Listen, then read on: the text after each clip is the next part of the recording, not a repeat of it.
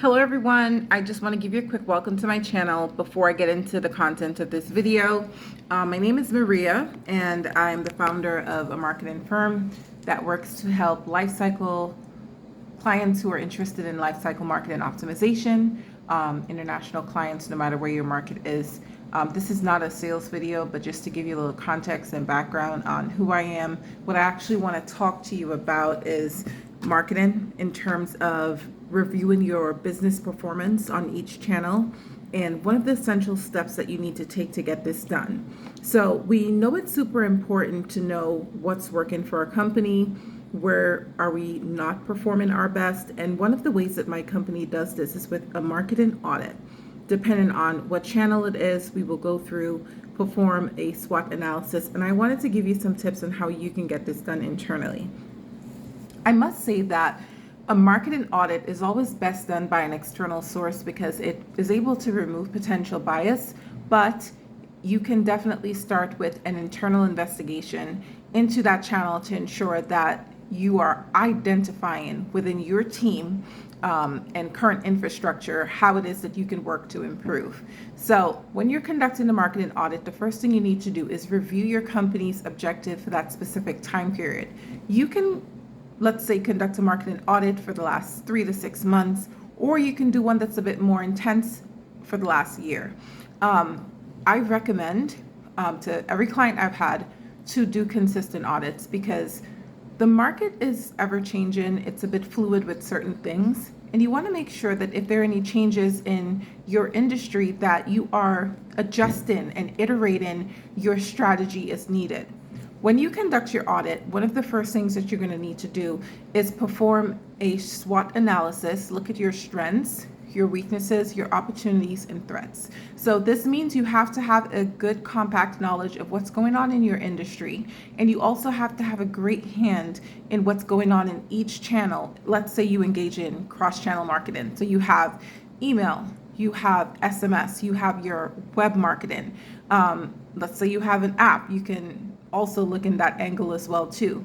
Once you conduct and review what your aim is, what your goal was for that specific quarter, what it was for the sprint, what your company is focusing on, you're able to then say, have I met my key performance indicators?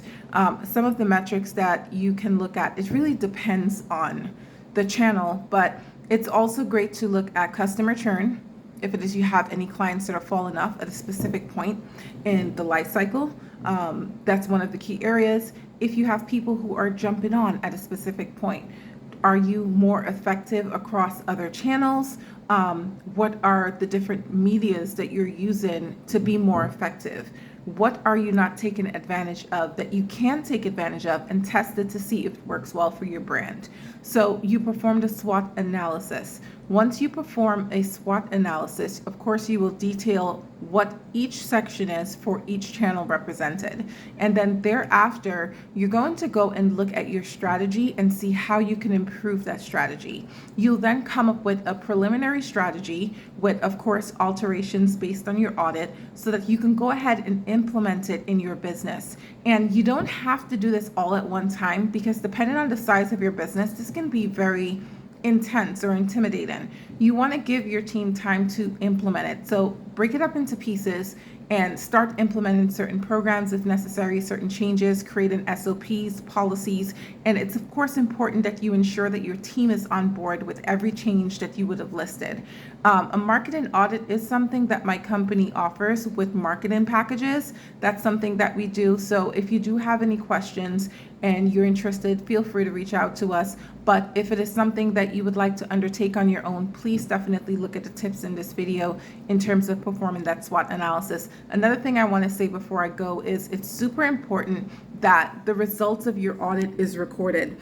And I say this because a lot of times a company may conduct a quick audit. They will say, okay, these are the findings, but they don't really have good records as to what occurred. That's super important because for the tenure through your business, you're going to want to look at what happened in 2023, what happened the first, second quarter, or the first 6 months of the year. We're in June already, and you want to be able to compare it what happened in 2022, because what you're doing is you're looking at change year over year. You're looking at change quarter over quarter, and in some cases, month over month. So have great records, Make sure that the records, the report itself also reflects trends in the industry and that they are current and not outdated, so that your company can be where it needs to be. It can be on top. It can perform in the area of brilliance that you operate in the market. And of course, once you have a great marketing audit and you're able to compile a strategy, then what happens there is you have more effective results. You can increase your market share,